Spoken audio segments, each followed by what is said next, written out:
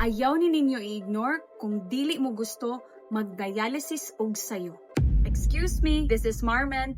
I am not a doctor. I am a kidney health advocate and kidney transplant survivor.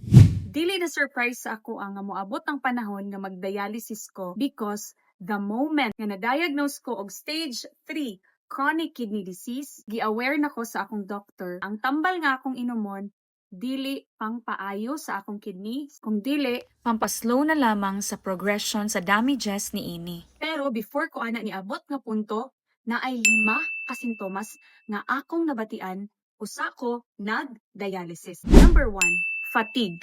Dali ra ko kapuyon og hangusod. Gamay nga lakaw, baklay, saka sa hagdan, bisag tulura na siya kaang-ang, hangus na kayo ang akong gabation, mura na kog nisaka og bukid. Ikaduha, muscle cramps. Mabantayan nako halos kada gabi makamata ko sa kasakit sa cramps or bikog o pulikat sa akong tiil. Ikatulo, bula o foamy ang akong ihi.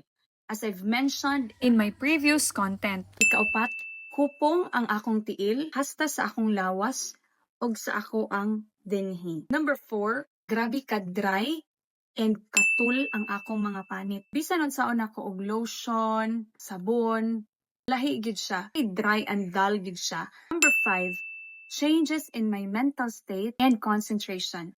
Kanang feeling nga anxious kay ka-permi, ga-anxiety attack nako, dili ko ka-concentrate og taro, very moody, irritable, and worse, di abot sa point nga nagsalimuang nako, like bisag unsa na lang akong isulti, bisag unsa ang akong mahunaw-naan ug makita. Like, in short, mura na kog nabuang. later on, after several years of suffering from stage 3 chronic kidney disease, stage 5 to dialysis, and through the process of kidney transplant, I've later understand that these symptoms can really happen when the kidneys are no longer functioning properly.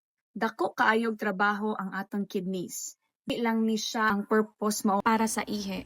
but it covers more than what you know. Sama sa remove of waste, balance sa fluid and minerals, and support many functions sa atong lawas. Mauna nga, kung madaot ang kidneys, the whole body can feel the effects. Busa, kung nakasinati na kaani nga mga symptoms, pagpa-check na, bisitaha ang imong doktor ug pag-amping sa imong kaugalingon. Wisdom is needed in every health journey. Unsaon na lang ang atong mga pangandoy ani.